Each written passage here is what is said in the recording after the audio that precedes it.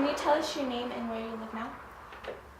My name is Huberto Maestas, and I live here in San Pablo, which is a community just a little east of here. Where did you grow up? I grew up in San Pablo originally. My fondest memories is I had two of them. If it relates to my career and being an artist, one of them is when I was helping with the acequias and cleaning the ditches in the early spring. You know, when they go out there and clean. I was probably about 10 or 11 years old, and in the middle of the day, we had gotten to the road that goes to La Valley, and there was an old man sitting on the side of his house on the porch, and we broke for lunch, and I was curious to see what he was doing because he looked like he was busy doing something. Well, he was carving. He was a santero, and man, that struck a lot of interest to me, and I kind of wanted to learn how to do what he was doing, to carve. So I asked him if he would teach me. So I came back after that day cleaning ditches, and he handed me a piece of wood and a really, really sharp knife, and taught me how not to cut myself to begin with, because that's first lesson is safety, and when you're using tools, especially sharp ones. And when you're 11 years old, you know, sometimes those tools don't have respect for you. And the other, I was probably about the same age, and I had gone to the neighbor's house to play with my friends, and they were about my age, but there was an older brother that was in college at the time, and he had done a painting of his grandfather, which was hanging on the entrance of their home. And I was in such awe with his painting that I couldn't believe that anybody had that ability to paint. And I was extremely curious about the painting and the guy who painted it. And I remember the father being so proud. He goes, "My son did this. He's going to be a great artist one day." And to this day, he still does painting every day. And some of you know him, some of you don't. But he created the mural that's on the north side of the Gallery, which is our gallery down the street. His name is Carlos Sandoval. So I befriended him later in life because he was gone. You know, he was in the military, and he had gone to the Pittsburgh Art Institute. And I don't think he's ever done anything else but be a painter. You know, he was by nature truly an artist. A santero is a person that carves saints that either for personal use or for churches, but there were usually little wooden burritos that were made. And when the settlers first came to this country, you know, from Europe and Spain and Italy or wherever they came from, they didn't have the luxury of bringing those saints from the churches with them because of their religion. So there were people here that took on the place of those people who could, you know, take the place of the artisans. Of course, most of them weren't artists. That's why they all look so crude most of the time. So a santero is somebody who creates wooden replicas of saints that you see in like moradas and churches and stuff, real old ones. My parents were from here. My great-grandparents were from here. San Luis, you know, was settled 165 years ago. And a lot of us have descendants to those first people that came to San Luis. And so my connection is it's been a place where the original settlers first came to San Luis and settled here. And I'm a descendant of one of those settlers. I wanted to be a lot of things, but art was always in my mind. I went to school to be an engineer. I wanted to be a physicist at one time, took a lot of chemistry. But all in all, I was always in the art room. I would study physics in the art room, believe it or not. But you see, I keep growing as an artist. Every day brings on a new challenge, every day brings on a new idea. And anytime, you know, I move on from the last one, so I don't have a favorite. It's kind of like asking a parent, that has 12 children, which one's your favorite? And they're all in front. You know, what are you gonna say? My heart is here. They all are a reflection of what I am or what I do at the time, but the next one's just as important, if not. What I'm working on is what I enjoy doing. I would suggest that if you're a budding artist and you're truly an artist, and myself, I would recognize that from when you're 3 or 4 years old. Budding or not, an artist is that. It's not something you make, it is something that you become and you are.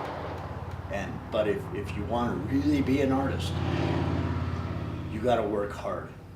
You gotta be diligent, and there's studio time, and that is sacred. You know, when you're in the studio, you're creating. If you have friends over, you're still creating. If you have people over, you're still making your stuff. You're surrounded by your art. And you think all this came from just, well, it's just a hobby. And a lot of people think it's a career, it's a job. But when I retire, I want to be an artist. Oh wait, I retired a long time ago. So, and I made that decision. I had the ability and the will to make that decision, but I knew I had to work very hard. So you had to work very hard. And as a Hispanic, or in our culture, you got to work twice as hard. But that's what makes us incredible, because then we have a lot more to give. My mom told me once, he goes, to get an even footing in this world, you have to work twice as hard as your white counterpart. You're going to have to prove yourself to be better in ability and knowledge, because they're going to give, they're given the first opportunity for everything. You got to fight for yours. You got to earn it. So, but if you do that, it comes to you. I believed her. You know, it's true. I go, when you leave the valley, I'll tell you what, nobody gives you anything. You have family to support you here. Once you leave, you don't. The support's gone. You're on your own. And you better well know what you're doing, what you're talking about, and most of all, what you really want. As an artist, when you receive a commission, and a commission is an opportunity to do a job, I saw it as two things. As being that I'm an artist, I was able to be able to make a living at what I do, but also I saw it as a great stepping stone to my career as a whole. I was only 28 years old when I got that commission.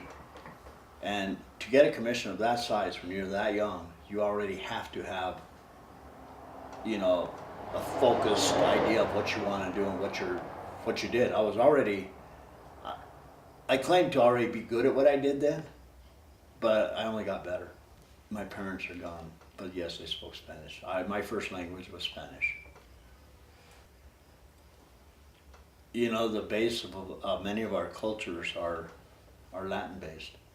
So if you could speak Spanish, you could travel, and most people will understand what you're talking about. You know, because if you're not in the United States and you're in Italy, in Spain, anywhere in Europe, most people understand Spanish. So South America, guess what? You're better off if you know Spanish than you are other languages if you're going to travel abroad. I'm not saying that Chinese isn't the next one that you should learn, but Spanish is the language that I grew up with, and you know, it also transposes into understanding other languages. A good example is when I was in college, I was in ceramics. I was throwing some pottery, and there was a group of guys that had come in from Saudi Arabia that were taking the same class. They were studying art, but they were wanting to get their masters. And there was about 4 or 5 of them that were from Saudi Arabia, and they're jabbering away. One day I'm in the room throwing a pot, and they're talking, and they're doing their own thing. I'm doing my own thing. I'm just there. And as they're talking, I cracked up laughing. And one of the guys says, they stopped cold. They said, "Do you understand what we said?" And I go, "Yeah, why?" And they stopped because they realized that I was starting to understand them when they were speaking Arabic. And the older one of the 4 guys says, "Are you a descendant of the Spanish of the Spanish conquistadores, or the people that came here? And I said, yeah. And he goes, you understand Spanish? He goes, yes. He goes, you know, you understand that the Moors were in Spain for 800 years. A lot of the words got intermixed. So a lot of the words in Arabic, believe it or not, are Spanish words.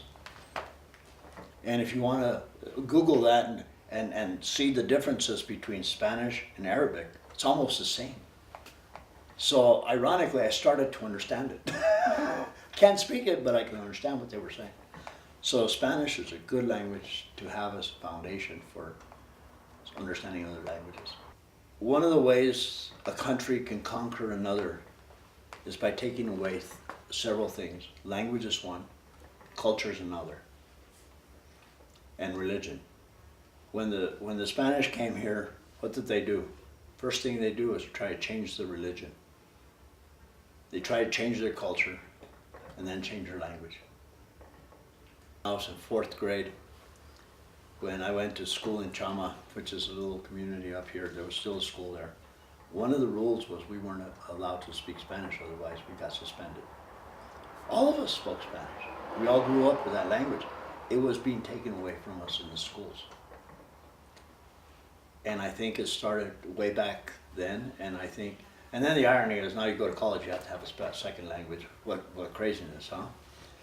But I think they started losing the language because it was starting to be taken away from us. It wasn't something that was, you know, desired. Well, my opinion, and it's only mine, is by losing your Spanish language, is losing your culture, and thus losing your real identity as to who you are. And there's nothing to be ashamed about who you are in any way, no matter, you know, what culture, what last name you have or anything like that. I think it should be proud of. You know, when people call me by something other than Huberto and they say, oh, Hubert, that's nice, that's the anglicized version of my name. And I said, no, it's Huberto. And I stick to it. Nobody's going to change that. I'm proud of who I am. I was taught to believe in who I was and not what somebody else wanted to make me. The next generation of Sangres, pay attention. Pay attention to the viejitos in the community. I mean, I'm talking about people even older than me because they were here a long time. They've been in this planet for a while. Sometimes we look at them as young people, and I remember that too, and I said, man, that crazy old man. Those guys have a lot of knowledge. They have a lot to offer. They have a lot to teach. Most of all, they could teach you about your families. They could teach you who you were, who you are, who you could become. Don't take them for granted because they seem a little loco, but we all get there sooner than we want. And they become very cynical because they don't trust others, because they've been, you know, mishandled, you know, everything else. But pay attention to what's going on around you because it changes quick, and all of a sudden you look back and says, this is what it used to be like. I was happy to. And we see that in San Luis today. We see a very big difference than what it was 20, 30 years ago, or 40 years ago. I just recently got commissioned to do some pieces for Adams State College, and they didn't tell me what to do. They didn't tell me why, what they wanted. They just gave me a space, and they said, make something. So I decided that I was going to make something that was identifying my culture in some way or another. So I decided to do 2 sculptures. One is a series of musicians of mariachi, and the other one was a flamenco dancer. It's kind of like my doodle. I probably did this in a half hour. It's got no faces, nothing. But it's an idea of the guitarrón player. Just an idea. And what this does is it gives me the line, the movement, the gesture, you know, how it's the motion is. But then, you know, it can't be this size. And I did a couple of them. I did the trumpet player and the guitarrón to start. And then I did some sketches as well, some quick drawings. Direction that I go, it's just a quick sketch. Probably takes me 10 minutes to do something like that. And from this sketch, I can think three-dimensionally and create it in the round. So what I did is I took that and I made a skeleton close to this. But as I'm sculpting them larger, they change a little bit. So, but I developed them. So this piece here turned out to be, it changed a little bit. The gesture of it definitely changed. This piece here, and he's got no arms. The clay is back there, so there's this sculpture in several versions. So once I'm done sculpting it, and I can see I have some work there to do, and I make a mold of the sculpture. The mold of this is sitting right there in front of you. The mold looks like this.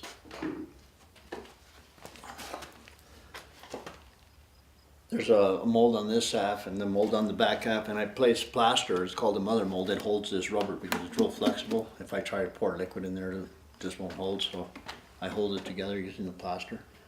Then I pour wax in it, and they pour the wax back out and it ends up hollow. So once I have that, I then clean up and maybe change a feature. Maybe I add a little something to it or take away from here and clean that whole wax up. This one here, I was in the process of cleaning up and finishing. Once this is done, I then make another mold around this. I put a gating material. It's like plumbing, and I make another mold material. It's called the ceramic shell. Let me grab one. This is kind of like the plumbing system right here, and on a smaller sculpture. Now the reason there's a big hole in the nose is because when I do the shell, the mold is on the inside as well as the outside. We got to get it in there somehow. So that piece is cast separate. So once the mold making material is around it like this, the shell, we then take the top and we cut it off right up here, turn it over and melt the wax out. So we end up with a hollow cavity. The inner mold will be attached to each other here so it holds in place so it doesn't wobble inside.